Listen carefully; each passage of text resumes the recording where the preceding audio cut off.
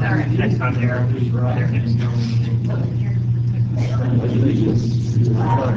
Of the United States of America, and to the republic for which it stands, one nation, under God, indivisible, with liberty and justice for all. Thank you all for coming. This time, do you have any comments from the audience on agenda item? Yes, sir. Welcome back.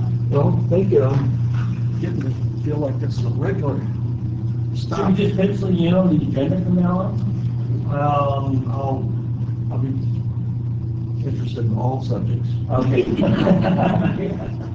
My name is Jesse Garner. I live in Montgomery Estates off Cold Creek Trail. My address is actually Del Norte. I face onto the 32-acre city-owned parcel that is known as Cold Creek from Pioneer Mountainside or south.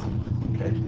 You have two issues on those there's two lots in there. One of them is a pump house or a filter building with the number 2550, I think, on it. And the other is the pond that's been enclosed with fence further up. No buildings, nothing operating there. I also have in my neighborhood a water tank at the top of Cold Creek, which was my subject last time when I spoke. Since we spoke last time, that lot has been cleared. Bravo Zulu, congratulations, well done, good job. Fire reduction is my purpose in that neighborhood. Spoken to the city council about their 32-acre lot and about that little lot where your 2550 building is. And I'm still trying to get somebody from the city to acknowledge ownership of those two parcels. Hasn't happened yet. But one of the fire department guys, Chief Manning, showed up at my house yesterday afternoon, said he drove in and around, and he thinks he'll get maybe CCC to get some hand crews in on the 32 acres. I failed to mention the little lot around your building, but I'm going to get back to it. Final note here today is on the lot, the larger lot, the 32-acre lot, there's a historic building over there. The barn that was associated with Sierra House and Saloon. I don't know how much history we've got here, but I went looking and found pictures of the old Sierra House and Saloon. Those buildings now gone, but the barn persists. And the pictures, it said that the barn's been there since 1957. Well, I walked around it the other day, and nobody has raked around it since 1957 either. So it's a fire hazard. That's a wooden structure. 4291 is the Public Resource Code for California. It says if you have a structure on a California lot, you must do this and such. Please, ask Chris Stanley to please do what is necessary. El Dorado County has a new ordinance for fire fuels reduction called 5291. If you have a structure, you must do thus and such. Please do this and such. Thank you. Thank you. Okay, I could just comment on that. I wondered about that lot myself. Do we really need it? I mean, could it be considered excess property? The lot with the barn on it? Yeah. We used to use it for storage, and it hasn't been used in storage for a while. We cleared it out probably 15, 18 years ago because it turns out the barn and the property it sits on is technically landlocked. We have no access to get into it as far as the driveway. That was the last I heard. 15, 18. whose property you drive across, Forest Service or? I'm not sure if it's Forest Service or Greg James. Greg James lives right there next to it, and I'm not sure if that's his or not. I never did hear who owned it. At that time, I was just on the crew and sent over to start cleaning it out.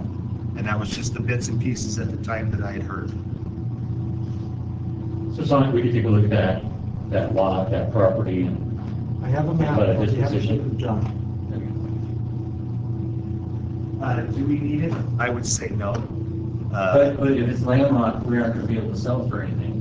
Well, may I interject? The building you may have used, but the lot is owned by the city. You do not own or. The city actually owns property out there. Yes, sir. And it's very, may I? Isn't that outside the city limits? Sir, that's part of the problem with the city. They own a lot of stuff that's not within the confines of the city. Yeah, I think it was the old, this is Logan Ponds Water Company. That's the barn, I didn't know that. There's the 3 lots owned in the Forest Forest Service and the Conservancy. So, Sure, okay. I'm not sure. Can you just inform me that the barn was Globen, they used it for storage when we acquired Globen. We also used it for storage, but the property itself, we believe, is the city's. Absolutely. Okay. All right, I know that the city, John and Chris and I met with the city manager and one of the council persons actually today. And John brought up this very subject of clearing and maintaining the properties. The city was a little behind the curve compared to us on the speed on this, but they sounded like they were interested in taking care of their property. So it'll eventually happen. They seem to have a lot on their plate always, but we'll see how long it gets there. All right, we're going to move on to corrections to the agenda or consent calendar. We do have a proposed change to consent item 4A, which is the clean water state revolving loan amount will not exceed $6,189,331. Updated copies were distributed to the board, and this was just an updated number that wasn't available for time to publish. That's the only change. Do we have any other corrections to the agenda or consent calendar?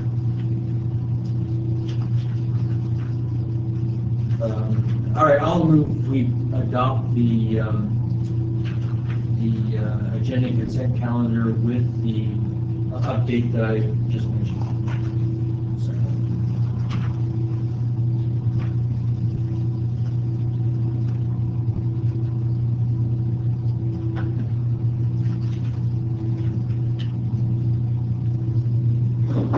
Okay, 5-0.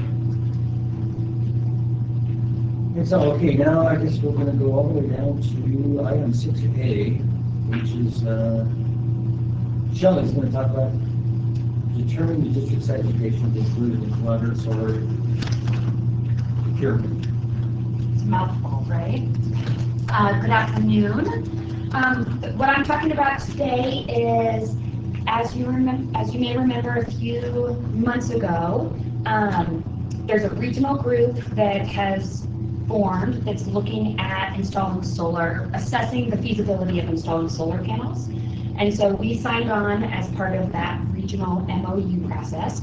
And the next step in the process was for the SEED fund, which stands for Strategic Energy and Economic Development, to compile a report to try to figure out which of district properties are feasible for installing solar on, and then the next step would be going out to bid to see what the market says. So they did. We have a report that they produced, and in that report, the sites that were looked at were on district property, so within our fence line, the 100 acres surrounding the district property, Diamond Valley Ranch, and then Luther Pass Pump Station. And it sounds like of those sites, the one that is probably most feasible to move forward with is within the fence line of the district. However, they also recommend that we include the area outside of our fence line, so include a ground-mounted system, within our 100-acre parcel, and Diamond Valley Ranch in the regional RFP to more just see what folks out, what solar companies out in the world think about those sites. There's some things that would have to be worked out. Liberty currently has a 1 megawatt limit for how much solar you can produce. So the Diamond Valley Ranch is, it's not behind the meter, it's in front of the meter. So figuring out a price point. So the next step, what I'm here for you guys to consider is this next step after reviewing the report, and Shannon and I met with the Seed Fund and OPNI to kind of revise some of the locations of the solar panels within the plant site. But I think the next step is, which of our projects do we want to include in this regional RFP? And something nice about going out to bid is it doesn't cost us any money to be included in this regional process. And it gives us data on what the market has to say. So, in the past, it hasn't been economically viable to move forward with these projects, but maybe it is now. So what a great opportunity for us to include some of these projects in a regional RFP and see what comes up. So my staff recommendation is to include the wastewater treatment plant as a priority site in this regional procurement, and then also to include Diamond Valley Ranch and the wastewater treatment plant site 2, which is essentially outside the fence, as a bid alternate site. So just something to be considered. Any questions, thoughts? So if we do this, what's the next step? Right, so if approved, they would include this in the regional RFP. All the other partners in this regional collaborative are doing the same. What projects to include, what projects not to include. The bid will go out hopefully soon, in the next few weeks. Do you know how many of those others are out there going to do this also? I don't know of the partners which project sites were included. Do you, Nick? Yeah, basically everyone is kind of taking the opinion that let's see what free research we can get. So everyone's kind of following the direction that Shelley. So everyone's in at this point. Everyone's in, and it's kind of, because there's no liability, get all the information and then see what it is for the next step in which you have to start kind of moving forward in a more real manner, if you will. Right. So the next step would be this regional RFP goes out, and then we'll get the results back, and when that decision comes back to the board, we'll share with you what the market had to say about installing things, and then that's when we have to. I think that's when it's. We'll see what the decision is, right? What did the market have to say? What's out there? What's feasible? At this point in time, it's no cost to us, and it's kind of just free information for what the market has to offer. There were some preliminary numbers in that report, though, right? Because I read through it. Yeah. One thing that stuck out to me is the behind-the-meter cost of 11 cents per kilowatt hour as opposed to the Liberty rate of 8 cents per kilowatt hour. So that kind of was a little bit of a downer on that part of it. But I guess you kind of was that number out there just to give you a ballpark idea, and these RFPs are going to be a better one? What was the purpose of that? Do you want to jump in on Shannon? Yeah. So my understanding, and Shelley, correct me if I'm wrong, is those numbers are, there may be national averages and talking with Liberty, and there are really some projections going forward. Where it really, the rubber meets the road is when you do get a contractor, they let the RFP, somebody comes in, seriously looks at it, and begins to negotiate with Liberty about what those real numbers are, and then you'll have real numbers. Right now, those are just kind of somewhat speculative and market prices. It's when you get down to the specific site and the specific negotiations that reality is going to come to play. We don't know that. There was language in it that said, well, we're not making money now, but we think we will in the future. It's like, Yes. Yeah, there were a lot of things that jumped out to us on that exact point was one of the things that jumped out. And Shannon and I met with the folks from OPNI and the Seed Fund to kind of voice all these, well, what about this? What about this? And is this right? And exactly what Shannon said is, they're not the ones bidding on the project. Somebody else will, depending on how many other projects are included. That might change price points too. So I think we'll have to see what comes in from this I bid. think the information we have and that is in that report at this point is very, in my mind, similar to what we've talked about before and the information we've gathered that things don't really pay for themselves at this level of evaluation. Where this program is bringing more value is getting economies of scale. If they can work the scale out, then they bring potentially a much more valuable and viable project to the table. Right, and just the technology is changing so fast. When we were asking them about battery storage, they're like, it's the Wild West. It's we'll see what bids come in. Just a comment, in looking at it, I think the process they're using, they're going through an initial vetting of potential sites so that they feel the ones they're going to include in the RFP are recommended to be included in their mind, have some legitimacy to be successful. Right. That way, when they put the whole package out, the companies are gonna bid on it, know that there's already been some initial screening, and what they're looking at is probably the best potentially viable projects that could be considered for the area. So you're probably gonna get more interested bidders through this process than if you just threw out all sorts of different sites. Right, of our 4 sites, Lincoln Pass Pump Station, TVR, the plant inside the plant, and the plant outside the fence. Of those 4 sites, really one main site is what is being included in the bid, and then DVR and outside the plant is more just, a bid alternate site, kind of. What are your thoughts? What are folks' thoughts on it? So.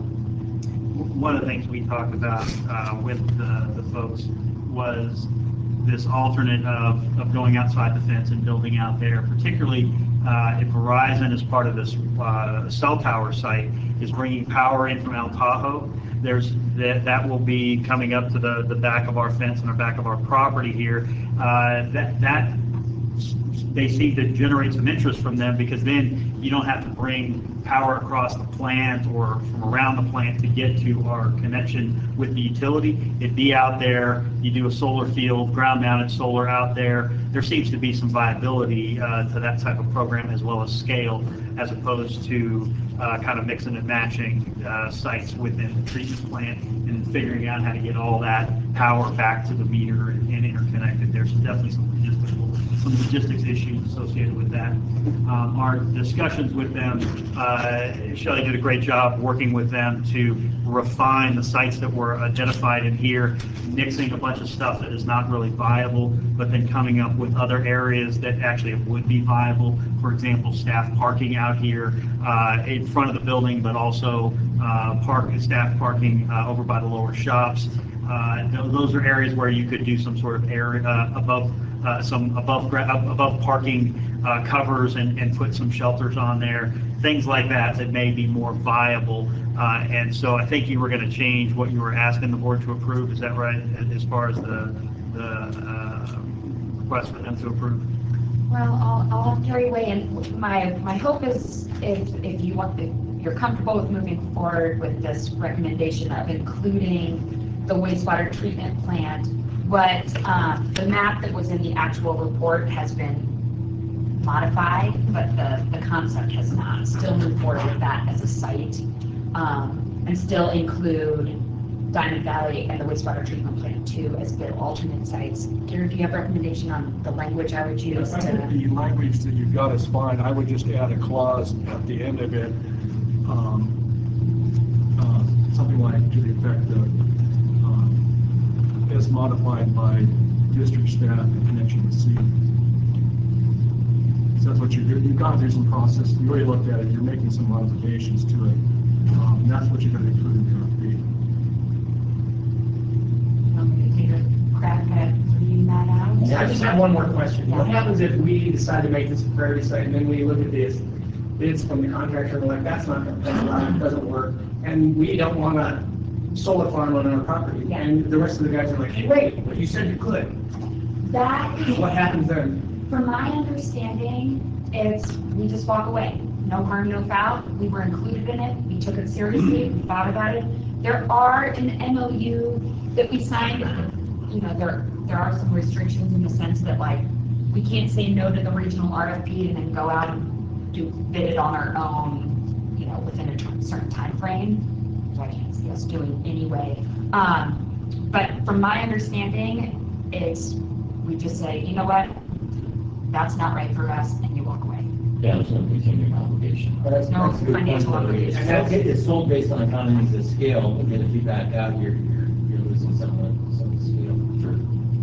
I guess Possibly. one question I had was, is there, in the RFP, is there a minimum that they're going to require to go forward, so they don't get a certain number of projects?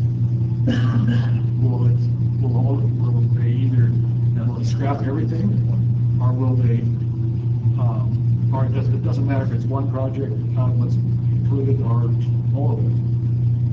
think that would be interesting to know from them. The other thing I think would be beneficial is to be able to look at the RFP before it goes out to make sure that we're satisfied as far as the commitment that they're making on behalf of this district. Yeah. Yeah, and that's something that we brought up also when we discussed with them, and they sent over some preliminary documentation that we can forward review. I will ask that question, Gary, because I don't know. Not very good question. I think we ought to move ahead on this. The cost of the equipment has dropped significantly over the years, and it's continued to drop. If it's not there now, the point where we at least break even, we'll at least have some information that we can use as a baseline, because I think down the line, if this doesn't work out at this point, it will in the future. And just free information for us to make an educated decision on, right? For once we know the details. That would be clear, we're not under any Right. commitment to do anything if we decide we don't want to. Correct. That was the And that's big part of the original. Yes. And that was the big thing, actually, when they set it up, was their concern always was two things. They didn't want people to pay upfront money because that better, and they wanted to give people that constantly revolving door up until the point you sign a contract. You could even have a contract in hand and you could walk away with no liability. And that was how it had to be set up to kind of alleviate concerns like that. Okay.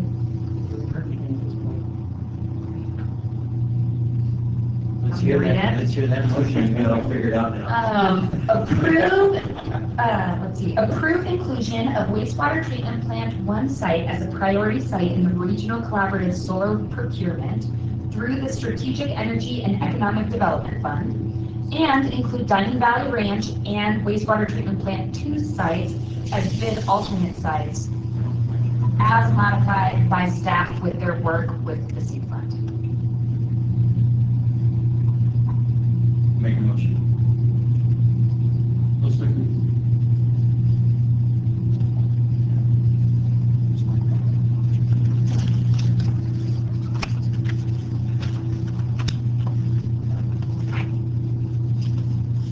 Okay. Have a unanimous vote?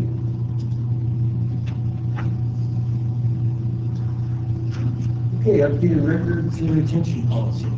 Such an exciting topic. You know, Gordon, it was early in the morning and I was drinking coffee and I almost fell asleep. Well, the district-wide records retention policy has not been updated since about 2006. So it's long overdue. It was originally adopted from the state of California's guidelines. So we've never really kind of had our own guidelines, but this now will take care of that. It's my responsibility to direct and administer this policy. So the district contracted with Gladwell Governmental Services, who comes highly recommended through CSDA and several other agencies, to update our policies and give us this full structure to work with. Diane Gladwell met with all departments basically, in the last year and came up with this comprehensive policy that you have before you today. In addition to that, Gary has taken a look at this and has kind of given his stamp of approval as well as assisted in coordinating kind of the narrative side of it. So the policy, once this is approved by the board today, will be updated annually to comply with current regulations and any new laws and things that come into effect. So this is really just a comprehensive way for the district to move forward in kind of this digital era, get our records more electronically in there, keep track of who's keeping track of what, so that we have more efficient use of our system, and hopefully we can find things in the future.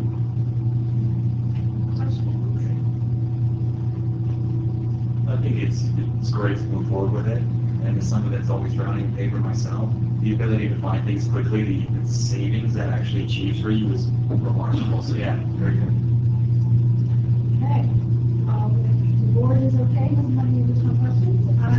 Just a couple comments. Okay. The resolution also gets rid of your current guidelines that you have, your past ones that you had in place, which are pretty bare bones, but they were a start, so this will replace that. The other thing I was going to suggest, that on Gladwell's documents that they produced, they included the copyright information, which is fine, but they also included a do not duplicate or distribute without prior written permission. I think that should be struck, because you're going to duplicate it, you're going to use it in-house and stuff. I don't have a problem with them copyrighting their stuff that they produce, but I think they shouldn't restrict you from copying. Yeah, I think they're mostly just talking about they don't want to see these out. It's a public record, because, I mean, if we get a PRA request, we've got to produce it. We've got to copy it and send it to people, so I don't think we can live with that restriction. So I would suggest, when approval, striking that one sentence. Another question is, we'll have this document, but does this affect any of our ordinances? Do they have to be updated?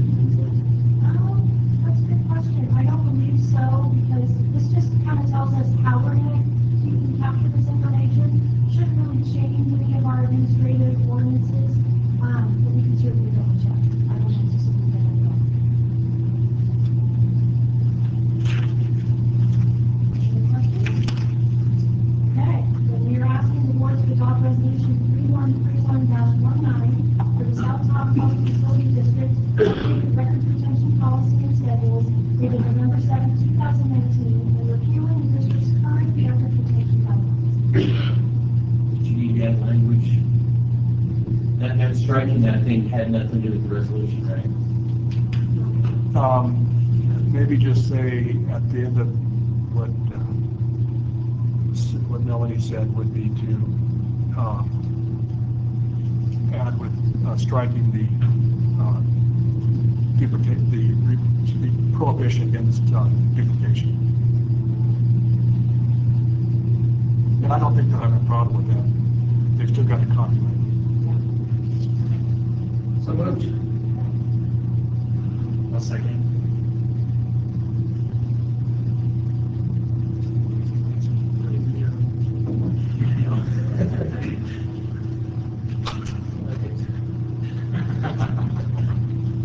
Okay, another 5-0. And it looks like we are at payment of claims. I will move that we approve payment of claims in the amount of $1,923,228.89. Second.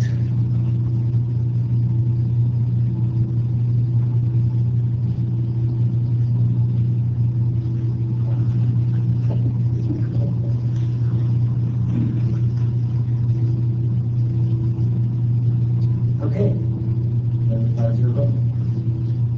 We're going to move on to standing and ad hoc committee reports. I guess I'll start off, as I briefly mentioned earlier, our ad hoc, our standing committee report of meeting with the city was this morning. Chris and John and I met with Frank Rush, the city manager, and Councilman Bruce Wallace.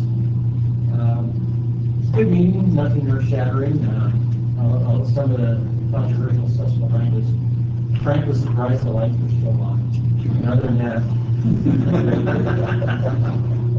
he thought he dodged a bullet. He thought the day after that we stopped paying, the lights would go out and his phone would ring off the hook. And he didn't understand. He thought, oh, I dodged a bullet there. I said, no, they're still on. Anyway, was there anything you thought important to talk about, you guys? No, it's Friday topics. It's good discourse between us and the city, and it was, we got a good thing going. We should keep going. That's all. Talked about reopening firehouse number 2, and adding, I think, about 7 firefighters, so that's coming up. Talked about snow load a little bit, talked about affordable housing, the 56-acre project. So, yeah, so yeah, I guess, He bottled water at Roll Foods is selling, says Tahoe water. And it's out of where? Soda Springs. Soda Springs. Really? Yeah. I guess there was a little dust up between a couple of council people and the Roll Foods people. Anyway. I think we should open up a spot right up front. So goes on the water. Alex. Tahoe water growlers. Okay, anybody else got a standing or ad hoc committee report? Nothing? Board member reports? Okay. Which brings us to the Eldorado County Water Agency Purveyor report. So I did not attend the last meeting, but John went and had all kinds of fun.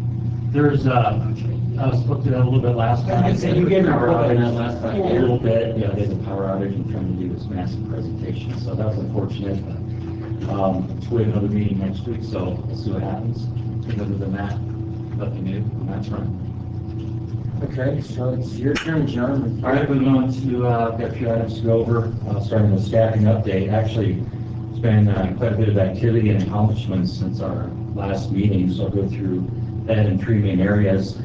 Starting with the asset management analyst position, we had a 4-month cross-training effort, interviewed 4 excellent in-house candidates, really great interviews. We ended up selecting Ryan Lee to be our asset management analyst. So, you know Ryan, he's currently our senior customer service representative up front, and he really brings an impressive skill set to this position: customer service, system knowledge, computer skills, management, and leadership abilities. So I know this will be a welcome addition to the engineering department, which will be near full strength now. We just need to fill that project manager level engineering position that was approved a couple board meetings ago. But Tim, that does leave a bit of a hole up front for you. So we've been working with Tim and Paul and Nancy, looking at options, looking at structure, both short-term and long-term, trying to fill this gap effectively and as quickly as possible. So moving on to the pumps department, if you recall, we had 2 openings for pump station operator, 2 current openings, and there's a 3rd one due to an expected retirement in the next 6 months. So we had an initial recruitment period, and we extended that to October 2nd, and we took a look at 32 applications. We interviewed 7 last Tuesday, and one of those was an in-house candidate. And so we offered the 2 positions, actually. One of those positions was to Jason Hall. That was our in-house candidate that we transferred from underground repair sewer. And really, that's where he demonstrated some strong work ethic, really impressive fabrication and computer skills. So he'll be bringing that to the pumps department. I'm sure they'll appreciate that. And then we made another offer to an outside candidate, now going through the pre-employment process. So once these 2 are filled, pumps will be back at full strength until, again, the next retirement, which could be as soon as January. So we're getting there, thirdly, I want to talk about the grants program assistant. So this is that part-time position that will convert to a full-time position next year as part of the transition process related to Lynn's expected retirement in May of 2021. So we advertised, we reviewed 22 applications, we interviewed 6 last week as well, and we selected Raina Glasser. So, you know Raina, she's been working with Lynn as a grants intern for the past, I think, 2+ years, part-time, doing a great job, so we're excited to bring her into this full-time position. And so that's the staffing update for today. Moving on to the local CEOs meeting. These are quarterly meetings we're holding now with local agency leaders. And actually this year, the district was the first one to host this meeting, followed by TRPA and then Barton just last week. So there's 8 CEOs participated last week, including TRPA, the city, Barton, Lahontan, Tahoe Resource Conservation District, Lake Tahoe Community College, and Lake Tahoe Unified School District. So we each briefed the group on our respective operations, priorities, and challenges, and looking for ways to kind of pool our resources and collaborate. And really, one thing really came up as a common area of concern: affordable housing. And everyone talked about the challenges that their new employees especially are having trying to find good housing. Clint mentioned one of his nurses is actually living in the campground behind Barton. So that's an interesting solution. And Jim Tarwater said that they have 243 students that are considered homeless in the school district. So that was a pretty shocking number. And it looks like, if you're familiar with the community college, they're trying to construct some on-site student housing. It looks like that's not going to pencil out for them. So it looks like, at least for the moment, that on-site dormitory solution is not going to work out for them. So they're continuing to look for student housing solutions. And just as a reference, at the district, about 20% of our employees are now living off the hill. And I think this looks to be increasing, especially with our newer hires, especially those with families, are living off the hill more so. And I guess a few more things that Clint talked about is challenges with the nursing strike, and he thinks this could go on another 6 months. We're sort of expecting another short-term strike in the next few months over the holiday season, when it's most difficult to kind of replace those nurses with the temporary staff. So, but he wanted me to mention that despite the strike, he wanted us to know that the nurses are true professionals and that they're doing a great job in providing care to our community, even during these contentious times. So hopefully we'll get this figured out in the next 6 months and we can move on. We talked about bike trails a little bit, and I suggested that we could take a look at our sewer easements as part of the ongoing bike trail network planning efforts at TRPA. So we want to keep our easements clear for access. Perhaps these can also function as bike trails. So we'll be sending our JS files to TRPA as part of this effort to start out. So we'll see where that goes. Frank Rush had a number of updates. I think we covered a lot of that in that AD-HOC report earlier. And somewhat related, if you're not aware of the Lake Tahoe Visitors Authority, the LTVA, they'll be building a multi-purpose event center in the Mont Bleu parking lot. So across state line, in the parking lot, right on Highway 50. So it's a new facility, $80 million, 130,000 square feet, 6,000 seat auditorium for concerts, sporting events, etc. So it's now entering the final design phase, and they're expecting to break ground in May. So ambitious project in our neighborhood. Where do you get their funding? Tax money? Taxes? Tax deferred financing primarily? Yes. So the last time I have on here is kind of back to a little more detail on workforce housing. We met last week, we being the Workforce Housing Task Force, known as Housing Tahoe, being led by the Tahoe Prosperity Center. And this meeting was really focused around the presentation of a housing study that was just completed by the Tahoe Prosperity Center. And actually, I'll send the board a link to the website and to this presentation, which I think you'll a lot of great stuff in that presentation and that housing study. Lots of findings and trends related to housing, changes in demographics, incomes, and housing costs over time, business and worker housing impacts. They showed us some estimates on the various different types of housing that is needed to support a healthy working community. Bottom line, many workers are just not earning enough to compete in the housing market with second homeowners. So they really can't afford to live here properly. Some discussion on increasing the density for affordable housing. We talked about this morning a little bit, converting motel rooms to efficiency apartments, tiny homes, even converting shipping containers to home units, and adding accessory dwelling units. These are mother-in-law type add-ons to existing housing. So those are all coming into the mix. Overall, looking for ways to reduce the development costs for affordable housing. So we'll keep working with them as partners on these efforts. And that's my report for today. Thanks, John. Shirley, you have something more for us?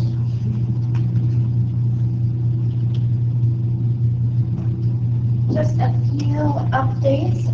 Since we met last, 2 press releases have gone out. One about the Alpine County contract, which was featured by South Tahoe Now. And then we sent out a press release on IT's award for excellence in their field. I haven't seen it covered anywhere in local media, but it was featured or was sent out. Also, since we've met last, we had all of the local sixth graders here over a 2-day period behind the boneyard, planting sugar pines and doing water quality monitoring, sampling, and building wetlands, and learning about the difference between frogs and toads, talking about amphibians. It was a really successful program. We have a really strong relationship with the school, with Lake Tahoe Unified School District. And since we met last, we had the last of the 5 local elementary schools come and tour our wastewater treatment plant. So Tahoe Valley was the last school to come, but big hit. It's especially fun that Jeff Lee and Cristiano and Dan Arce are all folks that are leading the lab, leading our wastewater treatment plant, running our whole plant, and they all graduated from the Tahoe Unified School District. So keep telling all these kids to keep studying and come back and work for us one day. So hopefully they will. And I think that is it. Great, thanks. Okay, Chris and Jeremy have an update for us now on flat sewer pump station. Good afternoon. Flat sewer. The pumps department, well, let me back up. The last boarding we were at here, we told you about the pump, how the impeller was ruined, we thought. It had damaged some of the casing, the balloon. At that time, we had just found out about it, and we had talked to you about we didn't know where we were going just yet until we got some more information. Well, in the meantime, since the last board meeting, the pumps department went into the old pump, and they were able to machine the impeller on it, which was damaged pretty heavily, and still is. But they were able to machine it down and a keyway in there also, and they got the pump working. So it's back in service, but there's still some damage to it, and the impeller is not in the greatest shape. But we feel a little bit better having that second pump in there instead of just one winter pump. So what we've been doing the last couple weeks, and especially today, we've been talking about the pumps that are out there right now are 40 horse pumps. And we've been talking about we really need a 40 horse pump or 2 of them out there. And we were talking about downsizing to maybe a 25 horse pump.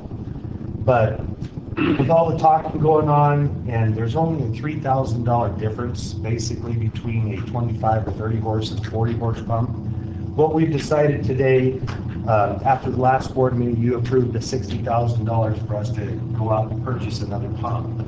And what we'd like to do is just replace that 40 horse pump with something similar that we can just throw in and get going before winter. So that's kind of the course that we're taking right now. So what we plan on doing is purchasing a new pump.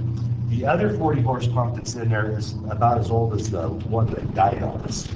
So we'll purchase a new pump, keep the other pump going also, but take that one that they've got working and just kind of stash it aside for now as a spare. So if that other older pump dies on us, at least we'll have something to keep us going in case we're in the middle of winter, there's a lot of I&I, a lot of rain, or what have you. So at this point, that's basically where we're at. I got to hand it to the pumps department to be able to get a pump like that working. I with Chris Morita. Yeah. That's the postman general. Yeah, the guy, he's one of that dying breed of machinist where you can give him something and he doesn't need a computer to fix it. He can do it old fashioned on the lathe and stuff. But very good job that he did. The whole department did a great job getting that pump up and running. It's not perfect, but it is working. Chris, did you mention the availability of parts for that existing pump? No, not this time. We can't get parts for that pump. They're pretty much obsolete. So that's another bind that we're in. That's another reason why instead of messing around trying to downsize a pump with only a $3,000 to $4,000 difference, let's just buy a pump, put it in, and move on to stuff that's really. Think about downsizing though for the different times of the years and the flows though. We were actually looking into it, but we have one that's pumping 2,000 right now with 40 horse. But if we go to 25 horse, we'll be roughly between 15 to what, 300? But the issue is our force main is so large that if we go down too low, we have solids deposition in the force main and could potentially flood the force main, so. No, I was just curious, because I thought that was the only reason you were talking about two different size pumps. Yeah, it's an 18-inch force main. Crazy out there. Yeah, 16-inch, that's been separated from the bridge at San Ritz to Tahoe Keys at 14-inch. Yeah, I mean, of course, we'd like to downsize a little bit, have a smaller pump, more efficiency, whatnot. But with that force main being the size it is, then we start taking a chance of too many solids building up in it, and there we are. Keith, what was the total power consumption for a year on that? So it's $3,000 in power cost to run that station, so downsizing it's not really going to save you much. It also, downsizing it also apparently puts stress on the variable frequency drive by going with a smaller size pump there. It's kind of having it's really on the edge of the range of feasible.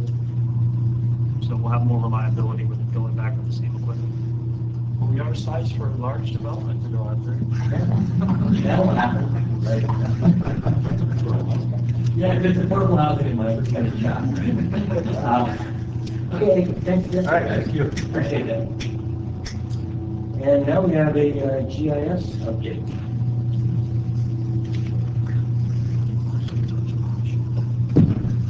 I'm not going to talk too long because this is not my wheelhouse, but I do oversee Jim, so I did want to at least give a little background. This came out of an Ops Committee meeting a while ago. We requested an update on our GIS program. Kind of wanted to inform the board about how we're using GIS and how it's changed over the years.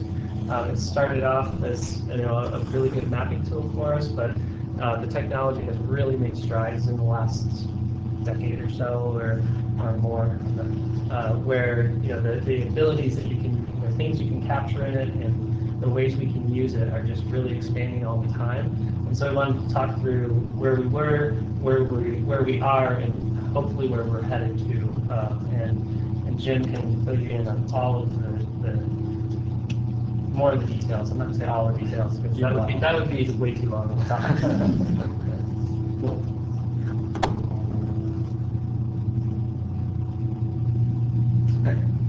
Thanks for having me. I'll kick this off. I'm going to talk kind of high level about the program, but I couldn't help but listen to some of the topics here, talk about kind of the different reaches that GIS has here at the district.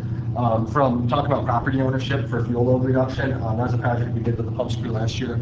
Jeremy had one of his guys go out and evaluate every single one of our pump station facilities as well as tanks, determine ownership, give a kind of score for fuel load reduction, and then we went ahead and not only went to action, did some fuel load reduction, but submitted that as a grant to get funds for future fuel load reduction.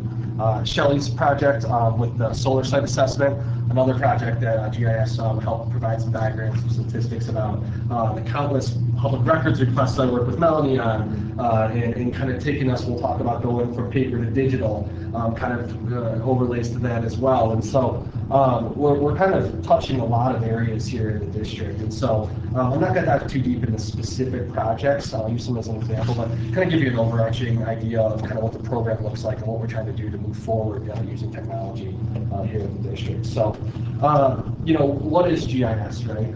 It's a geographic information system. I think a lot of people rightly have a little bit of a misconception that it's a mapping system. And that's not wrong, right? Maps are kind of a focal point of it. But really what I like to emphasize is the information system side of things, right?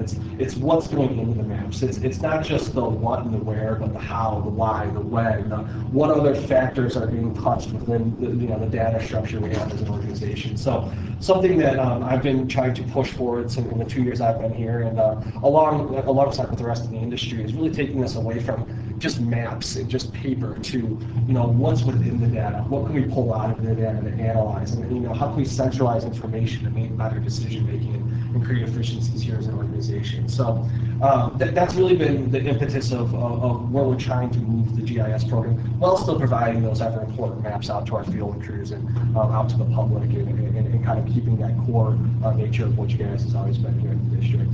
And so what that kind of means is working a lot more with our crews, working a lot more with our staff to get that two-way flow of communication, not just telling them where something is, but letting them provide that feedback back to us on perhaps a water main is a different size or a different material, or perhaps they know of a failure out in a valve, and they can report that back to us, and we can relay that information to other portions of the district.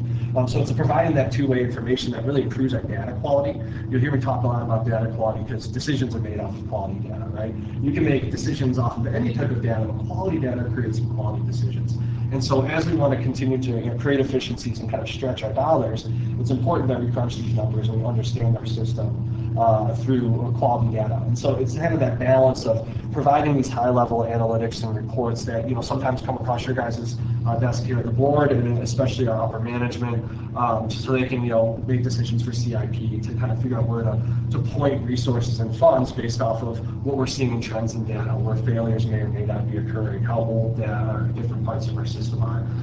And so really it's kind of a two-way thing, right? It's getting that data quality so we can push it up and make decisions and kind of keep that loop going. And then the public obviously benefits from that. Maybe not directly in maps and data landing in their hands directly. We do have really good cooperation with our neighboring jurisdictions and data sharing. As John mentioned, we have shared our data with the TRPA along with the city and many other of the local jurisdictions so that they can better plan around our facilities. But it also helps the public make sure that we're using all the information at our hands to maximize the dollars that we bring in through rates and make sure we keep our system healthy for serving them in the future. And so a lot of that relies on this more enterprise environment, right? And our IT is very advanced in this level. We're going through a system upgrade for our customer information system. We do have integration with that with GIS, and then our asset management system, which after this last year, Prop 18, you guys have heard plenty about asset management. That's another really big touch point for GIS. And so these integrations are really important so that we're not duplicating information, but we're consuming it from different areas to become more efficient. So if there's work history in an asset management system, customer information in a customer information system, and we want to display it in a central map, we can pull that in and push it out through a central location so we're not duplicating things, creating data silos that cause confusion and breakdowns in communication. So, what are we doing here? We're increasing efficiencies. That's the ultimate goal, right? And so, through the information system, we're able to provide more information out to our crews. What you see on this map in front of you, on the left there, is a grid book. This has been the backbone of the district for information out in the field for 40 years, probably more. Probably asked Greg James when the last time he had a grid book was, how far back it goes. And this is really allows them to see where different things are running, where the utility systems are, what kind of structures they're feeding, all that kind of information on their assets. But they're not very dynamic, right? And so they're always important, they're never going away. Because, in an emergency, in a need it now situation, you can grab that paper and go, right? It's reliable. But I prefer them sit on the shelf a little bit more and we move towards what you see on the right, which is a tablet. That allows us to actually dive into the data. We can actually click on an asset and find out not just the diameter and the material of a main, which is about all you can put onto a grid book just because of the scaling and the amount of effort it puts to draw them in there. But you can find out what its inspection history was, when its install date was. You can find out things like manufacturer, little comments saying that there was a leak at this location, this is how a repair was done. So having all of that information at the fingertips of our crews and staff is really important. And we're pushing that out through web maps and tablets, which reduces paper and it kind of centralizes information so that as I get updates in red line or staff feedback, I can then push that back out to all of our staff so we're not waiting for the next year's update on a grid book. They're seeing it sometimes the next day, the next week, the next month. And so that's keeping our staff more informed, it's giving them more information. A really big point with this is customer drawings, or water drawings, sewer drawings. Where is that sewer location, where is that water meter location?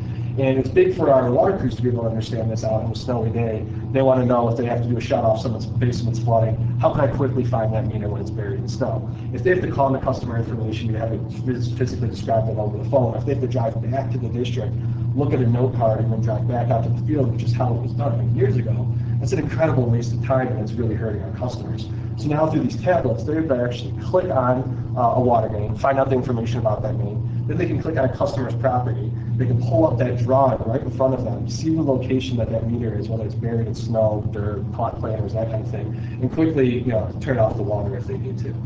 Same goes with sewer on that side. So that kind of information at their fingertips is a great benefit to our crews, but also to our customers. So it's that centralization of information, and then with a lot of these tablets, they also really report back to me, right? right? So they can do red lines, they can tell us this asset's wrong, or we added an asset here, or they can actually go and physically edit data so that we can get more improved data as they're seeing things out in the field. And this is something that we're dipping our toes in the water of, and we're really starting to push more and more moving forward. And so one of the big things that this really helps is obviously knowledge transfer. As Chris was alluding to with Pump Crew, we're getting a lot of retirements. We're getting a lot of retirements all over the district. We have a really, really knowledgeable staff. But as they leave, we don't want the information to leave with them. We put a lot of investment into this staff. We want to make sure that investment stays here with the district.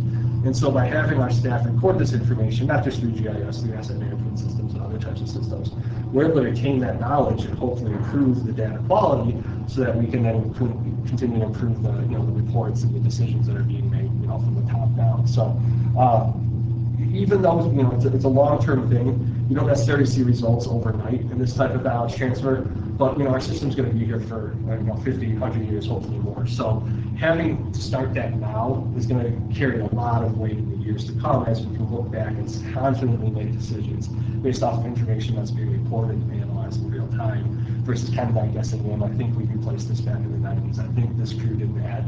Now we can say for certain this is what happened. So we're kind of drawing a line in the sand to capture this information. And then it also promotes interdepartmental communication. If the water crew's out exercising a valve and they know it's broken and the engineering team knows that that's a critical valve that can put out 200 customers, that communication is absolutely instrumental.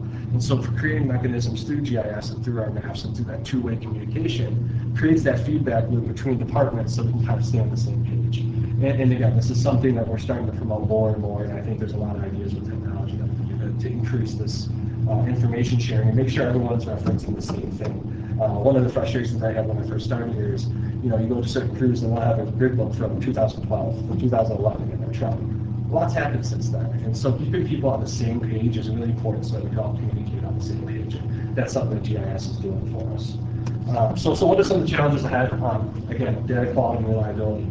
It's a balancing act, right? We do a lot of special projects, we do a lot of analytics, we're doing a lot of systems maintenance. There's a lot of effort that goes into that.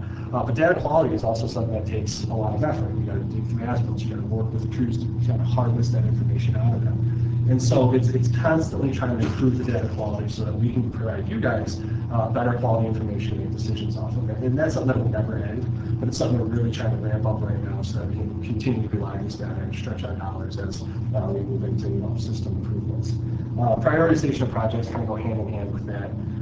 Really, it's tough to prioritize a lot of projects when you're out there promoting what everything GIS can do.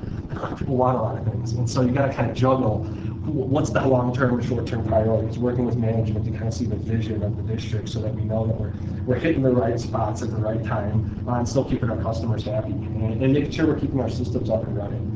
That's obviously something that the more applications you build, the more effort it takes to maintain them and to improve them. But if you're getting the return on the back end, it's well worth it, and that's something I believe we're doing.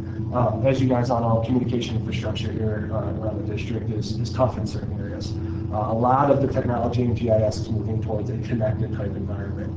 Unfortunately, we can't rely on that here in the district, being that we have emergency scenarios, we have dead spots within our district, we have to operate when the power's down, when the cell networks are jammed on 4th of July. So everything we do has to work offline. And everything we do push out of GIS does work offline.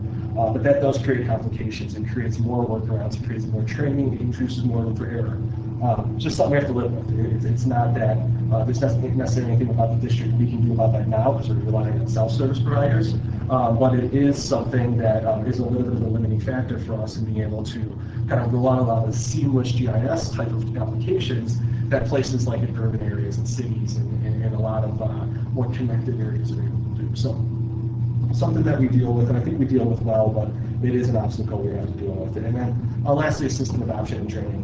As we talked about earlier, we have older crews, we have younger members on the crew. It's kind of balancing that, how much technology we want to push at one time, how much we can actually take back and implement change without getting too much pushback, and making sure we're getting adoption rates and letting our crews and letting our staff still be able to do their job without being overwhelmed with technology.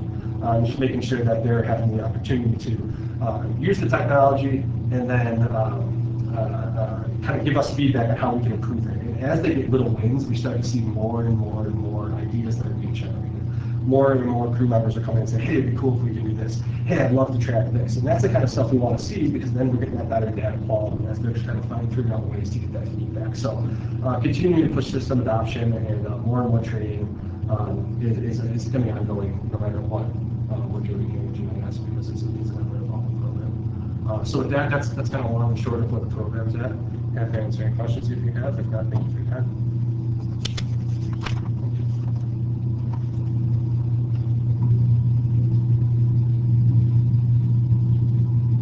Okay, anybody else? We're good? Okay, you see past and future meetings. We've got some closed session items that can go, right? They can go away magically. So, let's we'll have those, so